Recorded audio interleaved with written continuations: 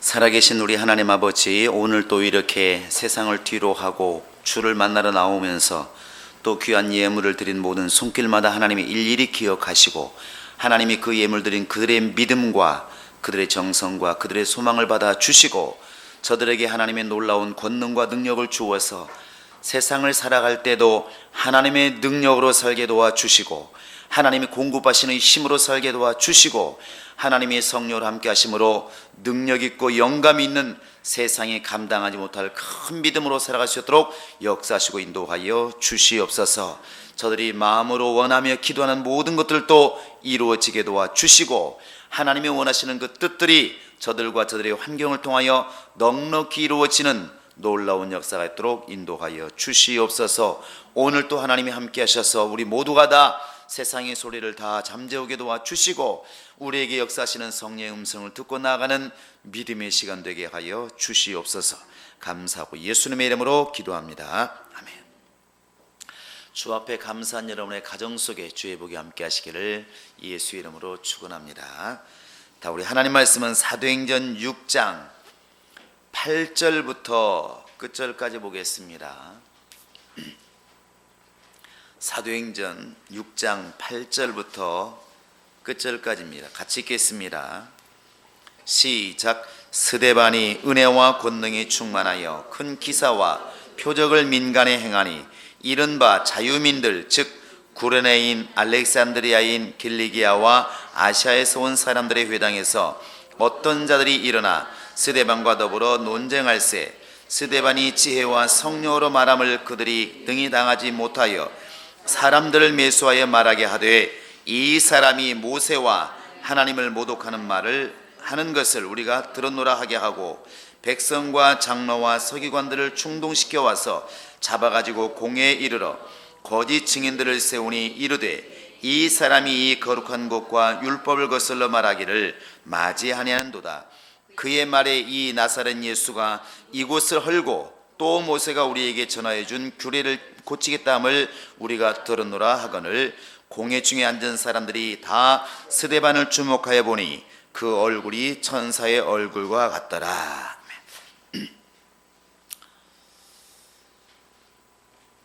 주님의 일은 처음에 교회가 생길 때 초대교회나 지금이나 쉽지는 않은 것 같습니다. 우리가 오늘날 이런 얘기합니다. 우리 한국 기독교회가 많이 지금 인원이 줄고 요즘에는 전도지를 돌려도 받지도 않고 또 교회 안에서도 이제 이런 말을 하죠. 이제는 길거리 나가서 이렇게 하는 전도 거의 효과가 없다 이렇게 말을 할 정도가 되었습니다. 그러면서는 말이 이제 전도의 문이 점점 더 닫혀져서 전도하기가 너무 어렵다 이렇게 말들 하는데 우리가 지금 정말 우리 때만 어려운가? 옛날엔 전도하고 되게 좋았을까? 편했을까? 수월했을까? 성경을 보면 결코 그렇지 않다는 겁니다.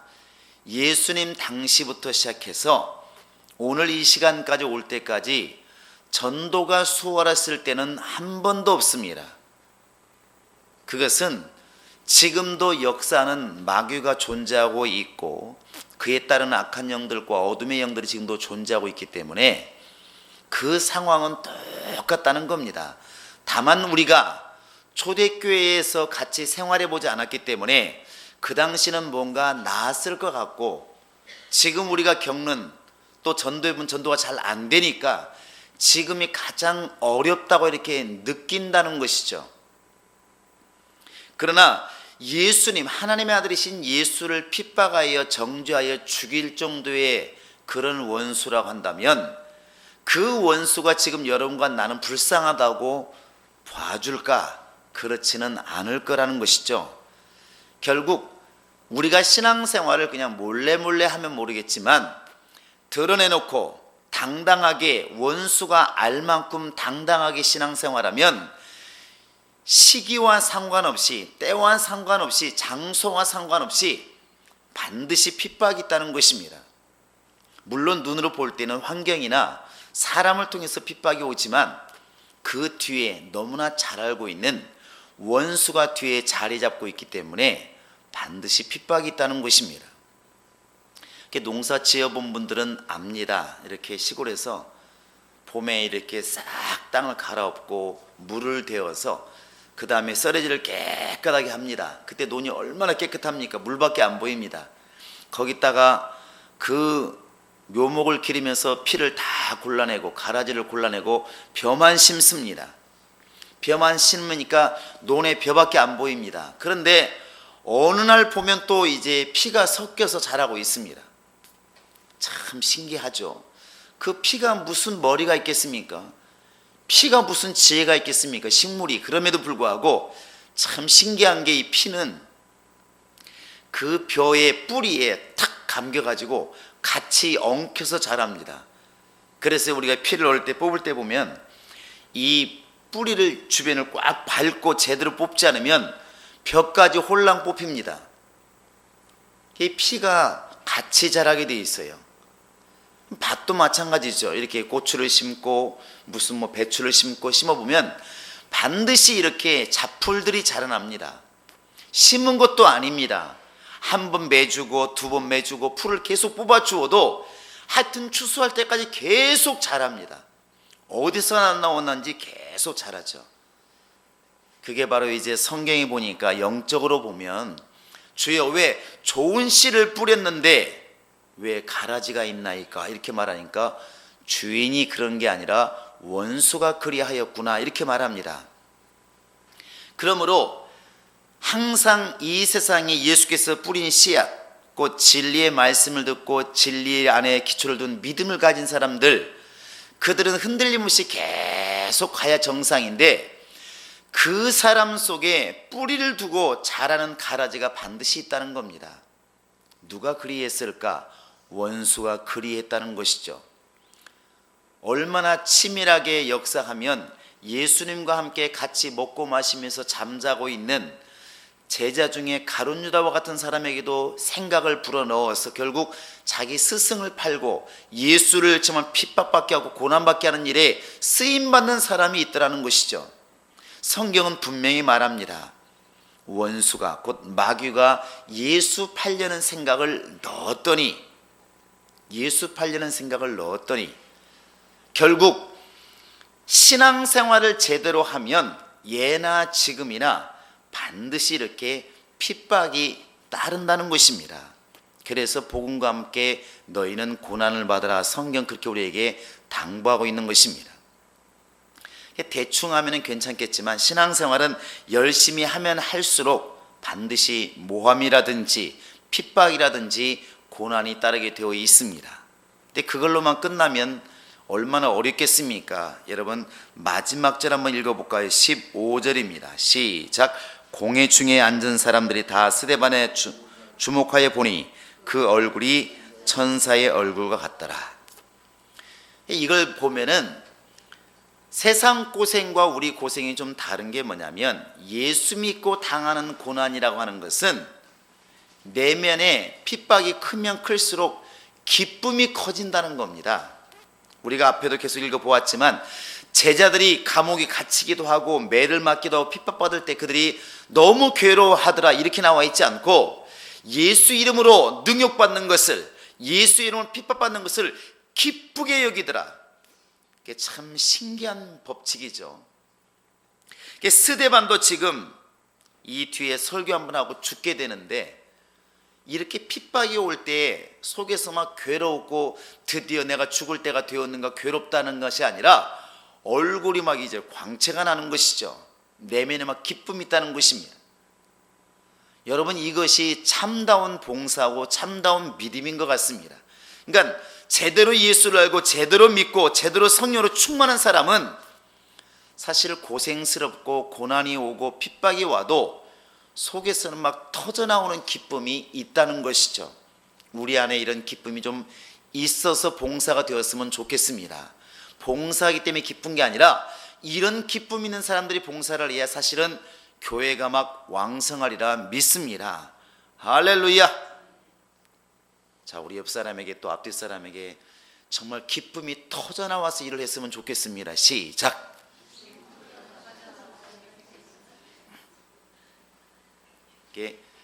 억지로 하면은 매사가 짜증나게 돼 있습니다. 제가 보니까 세상에는 취미생활이라는 게 있습니다. 취미생활. 어떤 사람은 사이클 자전거를 타고, 어떤 사람은 산에 가고, 어떤 사람은 공을 찹니다. 근데 이렇게 보니까 지난 주일날 날씨가 춥잖아요. 그러니까 막 원호가 공 차는 걸 그렇게 좋아한대요. 그래서 물어봤어요. 야, 너 이제 추워서 공도 못 차고 뭐 하냐? 그랬더니 걔가 하는 말이 뭔지 아십니까? 추워도 공 차요. 눈 맞고도 공 찼는데요. 야, 만약에 눈 오는 날 전도하러 내보내면 뭐라고 할까? 근데 취미 생활 중에 남이 볼 때는 고생스럽지 않은 게 없어요. 가끔가다 지방 갈 일에서 가다 보면 군데군데 강이 보일 때 있습니다. 하천 볼 때 보면 어김없이 낚시하는 사람들이 있어요. 야, 그 추운 날 얼음 깨고 그 얼음 위에 앉아서 이러고 있습니다. 만약에 내가 당신 오늘 5만 원 줄 테니까 얼음 위에 가서 이러고 있으십시오. 그러면 아무 일도 안 하고 앉아있으라고 해도 쉽지 않을 거래요. 근데 그 사람들은 마누라가 말리고 동네 사람이 다 말려도 합니다. 속이고 한다고 그러잖아요. 가끔 방송을 들어보면 마누라한테 출장 간다고 그러고 낚시 간다는 사람이 많이 있어요. 이 추운 날 영하 10도 가는데 오히려 추우면 추울수록 더 좋대요. 왜? 얼음이 깡깡 얼으니까. 저수지 중간에 가서 낚시를 한다는 것이죠. 낚시만 그렇습니까? 그게 얼마나 고생스러운데요. 등산이요? 등산도 해보십시오. 얼마나 괴로운지. 올라가다 무슨 생각이 드십니까? 내가 뭐 하는 짓인가? 갔다 또 내려갈 텐데. 이게 고생스럽죠. 모든 게 그렇습니다. 공차도 마찬가지고. 그런데 보는 사람은 괴로운데 저렇게 힘든 일을 왜 할까? 고종 황제가 그랬다고 하지 않습니까? 야구가 처음 들어올 때 야구를 하고 있으니까 저게 뭐 하는 짓인가? 저 땀 뻘뻘 흘리면서 차라리 아래 것들을 시키지. 그게 이해가 되잖아요. 그런데 취미생활이라는 게 자기 하는 사람은 너무 기쁜 거예요. 그러니까 낚시를 좋아하는 사람은 물불 안 가리고 낚시할 생각만 합니다. 오직 했으면 실내 낚시터를 만들어 놓고 낚시를 하지 않습니까? 고기를 잡아다 놓고 다시 낚시질을 합니다. 얼마나 낚시 가고 싶으면. 자전거 타고 싶은 사람들은 너무 자전거 타고 싶으니까 집에다 자전거 놓고 자전거를 타잖아요. 방송을 봐도 자전거 사이클 뒤에 하는 이 방송을 봅니다. 얼마나 보고 싶으면. 그게 얼마나 힘든 일인데. 근데 그 사람은 힘이 안 든 거예요. 막 터져나오는 기쁨이 있는 것입니다. 그러니까 하는 겁니다. 아무리 힘들어도 하는 거예요. 또 가끔가다 여러분 보셨을 겁니다. 클라이밍이라고 이렇게 바위 타는 사람들이 있어요. 바위를 이런 바위 올라가는 건 누구나 합니다. 근데 보통 바위가 거꾸로 뒤집어진 바위 있습니다. 보셨나요? 줄에 대롱대롱 매달려 가지고 그거 떨어지면 그냥 그날부로 그냥 장례 치릅니다. 그런데도 올라갑니다. 그 바위 끝을 붙들고 올라갑니다. 너무 기쁘다고 얘기를 해요. 거기 올라가면 세상 만사 근심이 하나도 없대. 너무 기쁘다는 것이죠. 자기도 죽을 줄 다 안다는 것이죠. 근데 결국 죽는 사람도 많습니다. 그럼에도 그 길을 가는 게 뭐냐면 죽음보다도 넘쳐나는 기쁨이 있는 거예요. 하고 싶은 일을 하면은 기쁨이 넘쳐나서 하면은 그런 것도 두렵지를 않다는 것이죠. 교회 봉사도 그런 것 같고 전도도 그런 것 같고 주의 일도 그런 것 같습니다. 적어도 예수 믿는 사람들이 주의 일은 하고 싶어서 해야 그게 옳지 않겠는가. 낚시 가는 사람보다는 산에 가는 사람보다는 그래도 예수 믿는 사람이 제대로 진리를 알기 때문에 이 일만큼 막 기뻐야 되지 않겠는가. 이런 말을 하면 우리가 좀 찔리는 게 있지만 그래도 그 정도까지 끌어올리는 것이 우리가 해야 할 일이 아닌가 생각을 합니다. 여러분 그렇게 좀 충만해질 수 있도록 기도하시고 회개하시고 그렇게 될 수 있도록 노력하시기 바랍니다. 자, 내 영혼아 충만하자. 시작. 내 영혼아 충만하자. 내 영혼아 충만하자. 내 영혼아 충만하자. 오늘 이제 스데반이라는 사람의 이름이 나옵니다. 그 앞에 7 집사를 뽑았는데 그 중에 제일 먼저 나오는 이름이 스데반이고 두 번째 나온 사람이 누구죠? 빌립입니다. 어쨌든 7 집사 이름 중에서 맨 처음에 나오는 게 스데반인데 드디어 스데반부터 이제 사연이 나오는데 결국 많은 사연이 나오는 것은 아니죠. 이 뒤에 설교 한번 제대로 하고 순교를 당합니다. 그런데 스데반은 목사도 아닙니다. 그냥 집사예요. 근데 집사인데 어떤 집사였었느냐? 당연히 믿음과 지혜가 충만한 사람, 믿음과 성령이 충만한 사람을 뽑았기 때문에 믿음과 성령이 충만한 사람이에요. 그래서 8절에 보시면 그렇게 시작합니다. 스데반이 은혜와 권능이 충만하여 그랬습니다. 은혜와 권능이 충만하여. 10절에 보시면 스데반이 지혜와 성령으로 말하니 이렇게 되어 있습니다. 스데반이라는 사람은 은혜가 충만하고 권능이 충만하고 지혜와 성령이 충만한 사람이었다, 이렇게 말할 수가 있다는 것이죠. 이러기 때문에 앞으로 순교를 당하게 되는 그런 장면이 나오지만, 순교하는 장면에서도 순교하기 전과 순교할 때와 별 모양의 변동이 없습니다. 사람이 당황했다더라, 무서워서 겁이 났다더라, 도망갔더라, 이런 얘기 없습니다. 그냥 가다가 죽으면 죽는 것이고 그냥 일하면 일하는 것이고 그 태도의 변화가 하나도 없다는 것이죠. 이게 성령이 충만하고 믿음이 충만한 결과인 것 같습니다. 이 스데반은 바로 이제 헬라파 유대인이다라고 이렇게 말합니다. 유대 땅에서 태어난 전통 오리지널, 지난번에 들었던 것처럼 히브리파 유대인이 아니라 헬라파, 이렇게 아마 유대인이었다고 그랬죠. 그렇죠. 그래서 이 사람이 전승에 의하면 맞는 건지는 모르겠지만 사도 바울과 함께 가말리엘의 문화에서 같이 공부했다, 이런 전승이 있습니다. 그래서 배운 것도 많고 뒤에 7장이 전체 한 장이다 설교한 건데 구약 성경을 얼마나 잘 꿰뚫어 보고 있는지 대단합니다. 꿰뚫어 보고 있죠. 그만큼 공부를 많이 한 사람이라는 것이죠. 그러니까 어떤 학자들은 이 당시에 스데반이 성경적으로나 학적으로는 베드로나 야고보나 요한보다 훨씬 뛰어났을 것이라고 말을 합니다. 왜? 스데반은 나름대로 공부를 제대로 한 사람들이고 베드로와 요한과 야고보는 직업이 뭐였었나요? 어부였습니다. 물론 어부라고 해서 공부를 안 한 건 아니겠지만 그래도 어부는 보편적으로 공부를 많이 한 사람들은 아니라는 것이죠. 그렇게 공부를 많이 했으면 어부가 아니라 다른 업종으로 이미 나갔겠죠. 랍비라든지. 그런데 어찌됐든 스데반이 그렇게 성경적으로도 많이 알고 공부도 많이 한 사람이었다는 것입니다. 그래서 그 당시에 집사가 되기 전에도 누구를 집사로 뽑을까 했을 때 당연히 물망에 올라가는 사람 1위가 누구냐면 스데반이었다는 것입니다. 사람들의 칭찬도 많이 받고 덕망도 있고 아는 것도 많고 아마 이렇게 나름대로 지도자감이라고 불리는 사람이었다는 사실이죠.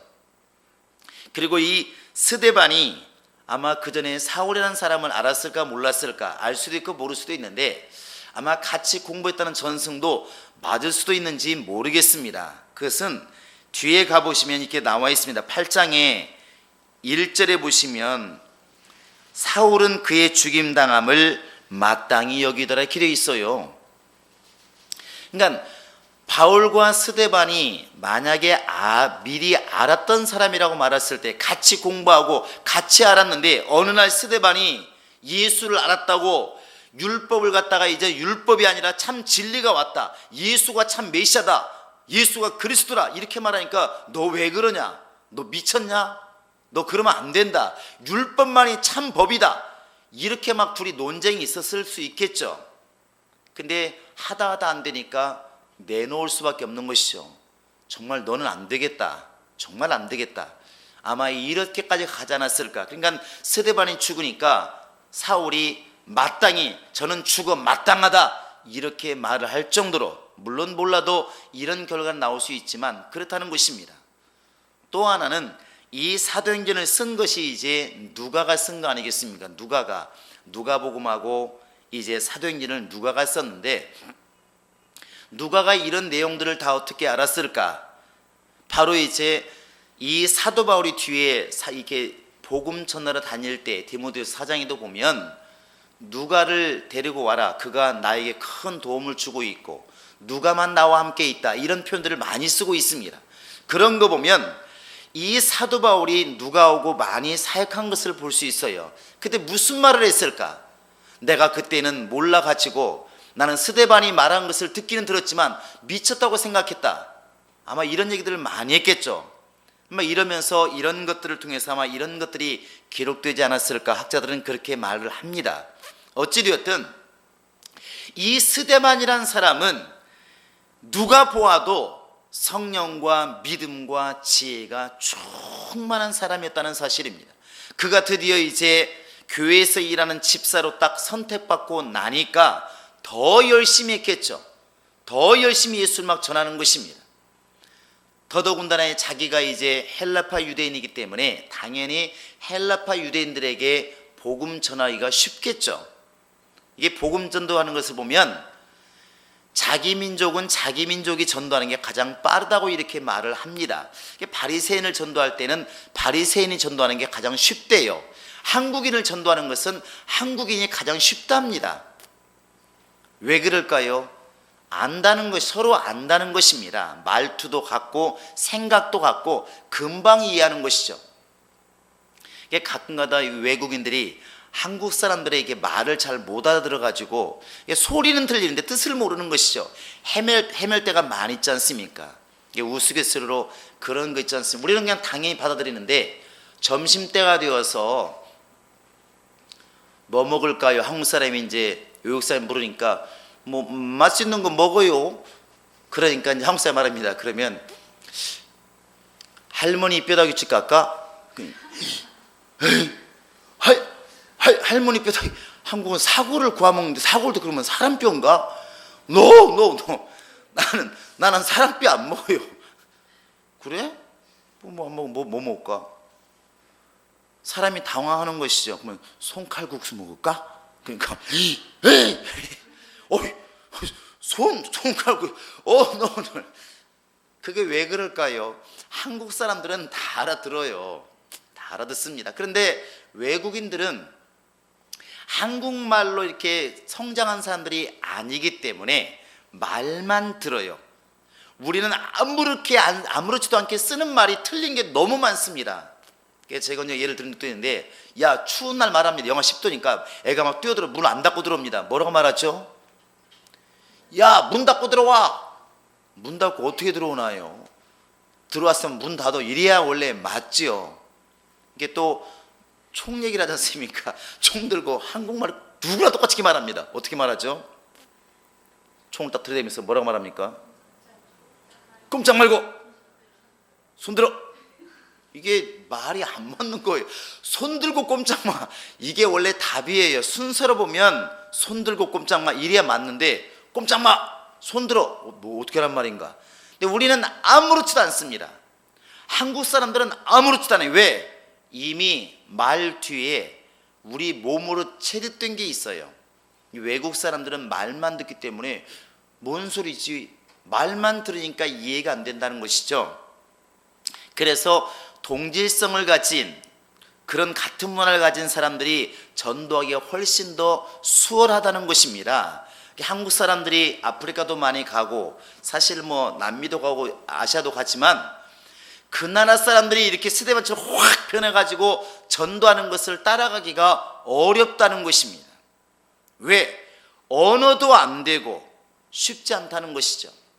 그러니까 얼마 전에 이제 저 벨기에가 있는 송영호 목사가 제가 물어봤어요. 전도는 잘 돼?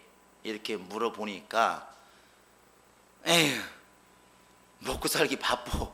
왜 그러겠습니까? 송영호 목사 우리 이쪽에 교회에 있을 때 영어로 통역하고 해외를 숱하게 다녔잖아요. 정말 많이 다녔습니까? 그러니까 이런 말을 해요.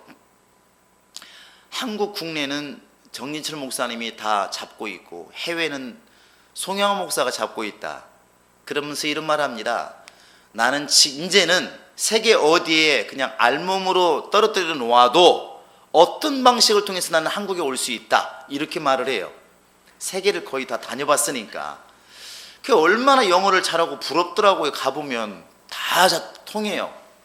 야, 대단하다. 그렇게 생각을 했는데 벨기에 가니까 그거는 불란서를 불어를 씁니다. 불어를 써요. 불어를 배웠다고 하더라고요. 그런데 그건 안 된대요. 거기 막상 가보니까 그냥 밥 먹고 사는 일에 쓰는 불어지 전도하기 위해서는 아무짝에도 쓸모없는 불어 실력인 거예요. 그래서 가끔가다 영국을 건너간 마음이 편하답니다. 왜? 영어를 쓰니까. 영국 가가지고 복음 좀 전하고 오고 그런다고 그래요. 그러니 말이 안 통하는데 무슨 복음을 얼마나 전하겠습니까? 쉽지 않다는 것이죠. 스데반도 결국 이 복음을 전하게 된 그 대상이 누구냐면 보시면 알겠지만 9절 한번 같이 한번 읽어보시겠습니다. 9절 시작.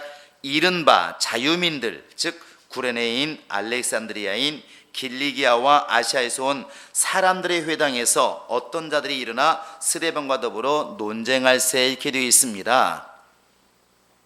자유민의 회당이라고 되어 있습니다. 자유민들 이들이 바로 이제 누구냐면 그 아마 AD 50년대 60년대에 로마가 이렇게 침공했을 때 이스라엘 백성들을 잡아갔는데 포로로 잡아가고 종으로 잡아갔겠죠.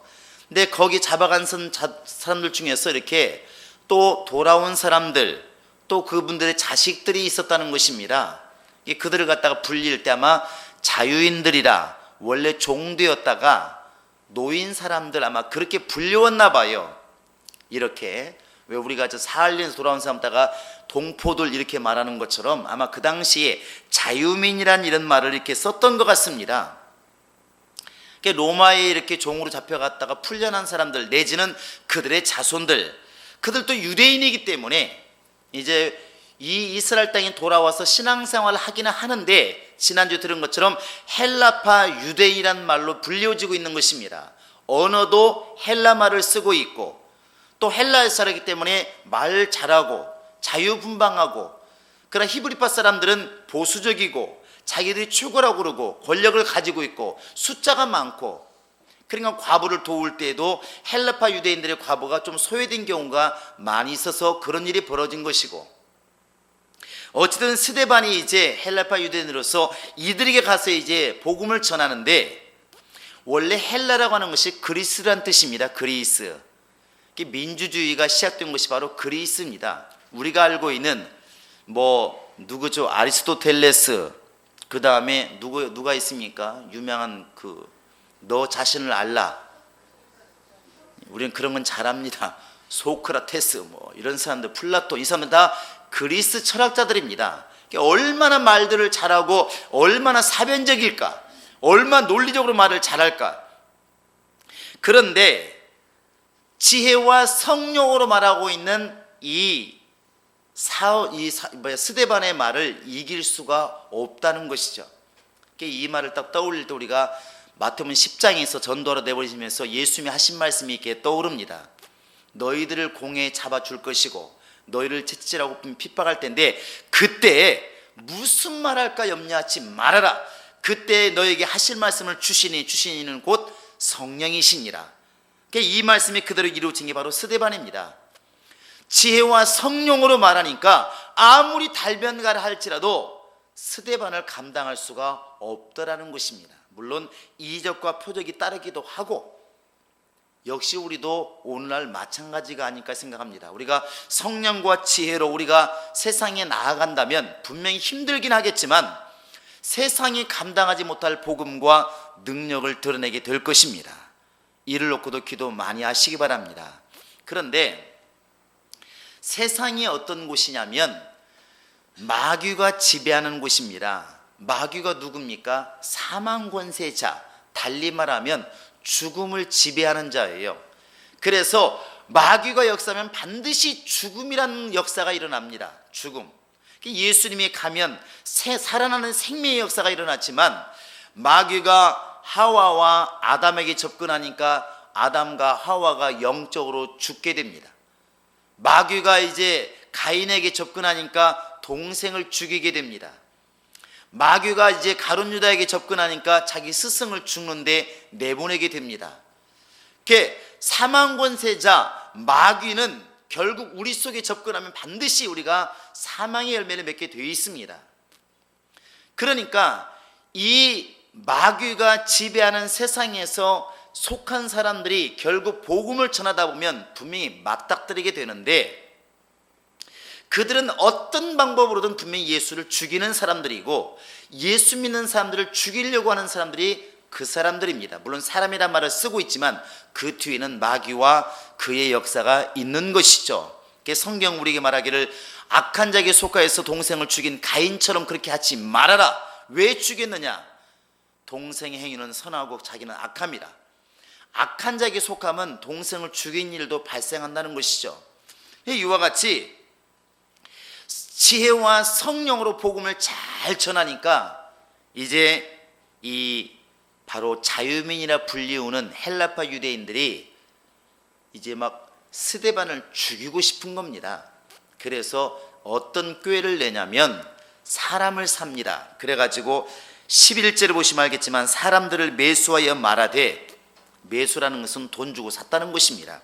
야, 거짓말해라. 거짓말해라. 뭐라고 거짓말할까요? 그러니까 이렇게 말을 해라. 모세와 하나님을 모독하는 말을 우리가 들었다. 이렇게 말합니다. 근데 그 모독하는 말이 뭡니까?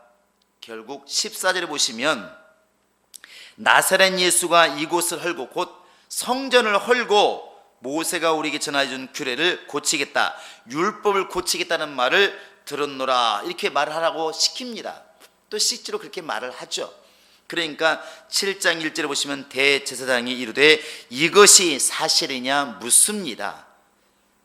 그러니까 이 자유민이나 불리우는 사람들, 헬라파 유대인들, 그들이 스데반하고 변론하다가 너 잘못했다, 예수는 사입이다, 예수는 죽어 마땅하다, 예수는 이단이다, 이렇게 말하고 있는 사람들한테 가서 아니다, 너희는 예수를 죽였지만 예수가 진짜 메시아다, 예수는 말 하나님 보내신 하나님의 아들이시다, 우리는 그를 믿어야 산다, 예수는 죽었다 부활하셨다, 이렇게 막 증가하니까 도저히 말로는 안 되는 것이죠. 이 말로 안 된다는 말 속에는 뒤에 다음에 7장을 읽어보시면 알겠지만 아마 성경도 많이 알았던가 봐요. 그러면 이런 말씀은 왜 이루어졌느냐, 구약의 이 말씀은 무슨 말씀이냐 계속 물었겠죠.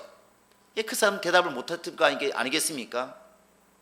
보아라, 처녀가 잉태하여 아들 낳을 것이고 이름이 임마누엘이라 말하지 않았느냐, 그는 죽은 지 살만에 부활한다고 말하고 있지 않느냐, 계속 말했을 것입니다.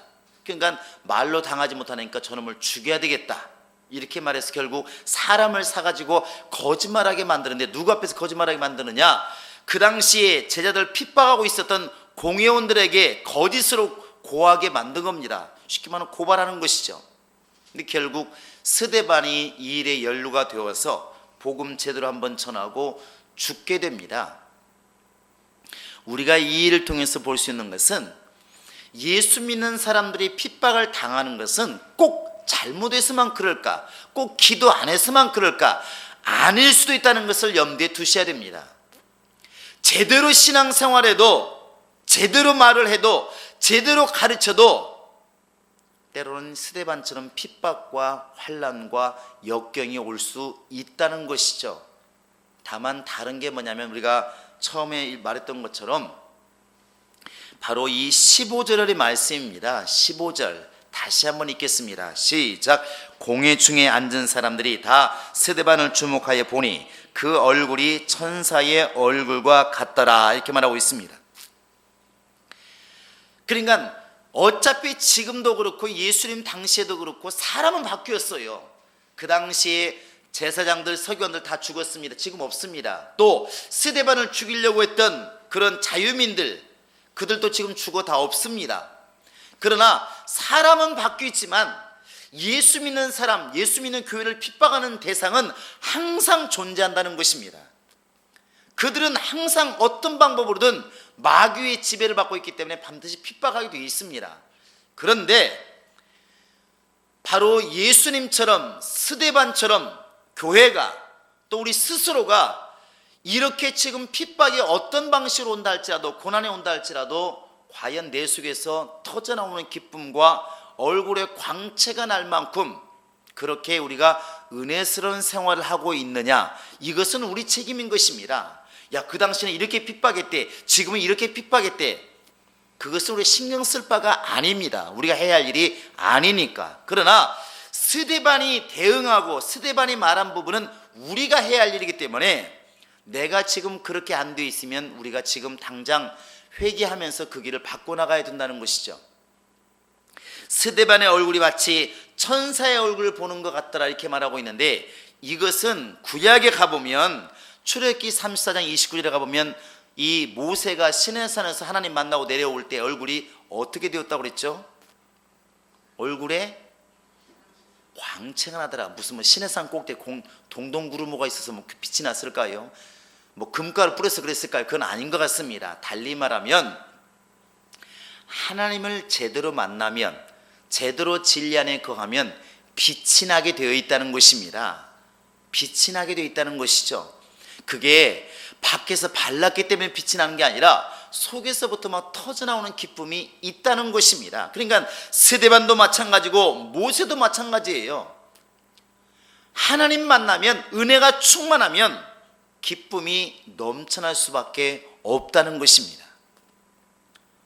그게 하나님의 영광이 우리 속에 있다는 말 아니겠습니까? 스데반이 지금 비록 핍박을 당하고 모함을 당하고 예수님처럼 십자가에 달리는 한이 있어도 바로 하나님의 은혜를 제대로 받은 사람, 은혜 가운데 거하고 있는 사람은 그 얼굴의 기쁨이나 광채가 감히 세상에서 따라갈 수 없는 놀라운 역사가 있다는 것입니다.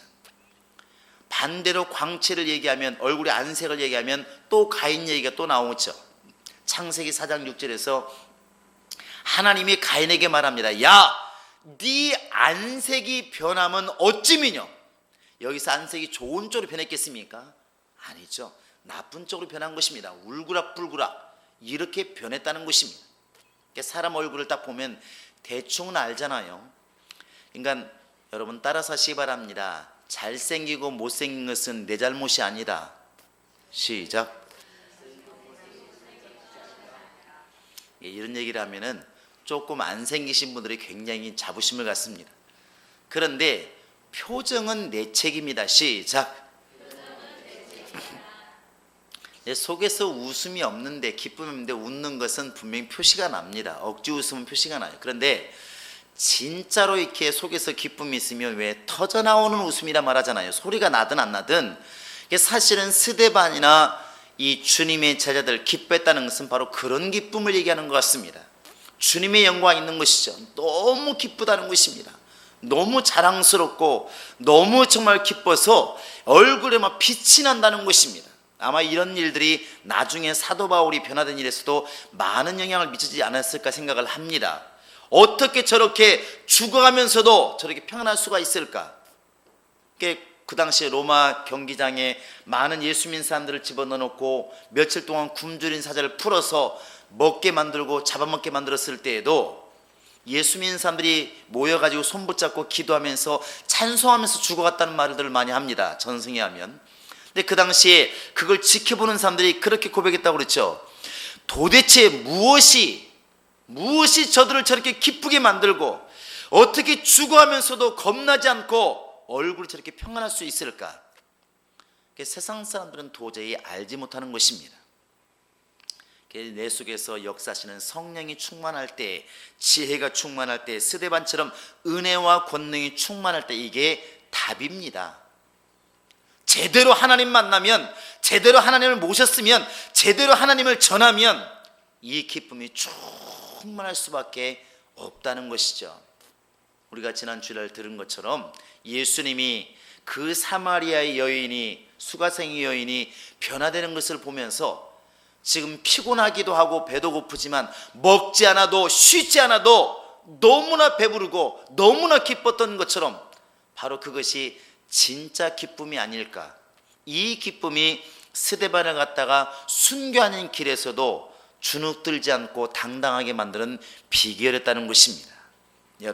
여러분과 지금 내가 기도해야 될 것, 또 갖춰야 될 게 뭐냐면 바로 그것입니다. 내가 비록 핍박이 온다 할지라도 때로는 내 주변에 있는 사람들이 내가 하지 않은 말, 내가 하지 않은 일을 갖다가 했다고 말했다고 모함해서 나를 감옥에 집어넣고 서다 핍박이 온다 할지라도 그런 것에 대해서 전혀 끄떡하지 않을 만큼 그런 충만함이 있도록, 그런 지혜가 있도록, 그런 성령의 역사가 있도록 기도하는 것입니다. 그렇게 준비하는 것입니다. 그런 충만함이 있으면 뭐가 겁나겠으며 뭐가 불만이 있겠으며 무슨 염려가 있겠습니까? 여기에 스데반도 그랬지만 예수님도 마찬가지고 자기를 거짓말했다고 모함했다고 그것 때문에 울그락불그락 했더라, 성질냈더라 이런 구절은 하나도 없습니다. 나를 속여서 비록 죽인다 할지라도, 나를 속여서 모함한다 할지라도 그거 상관없다는 것입니다. 왜?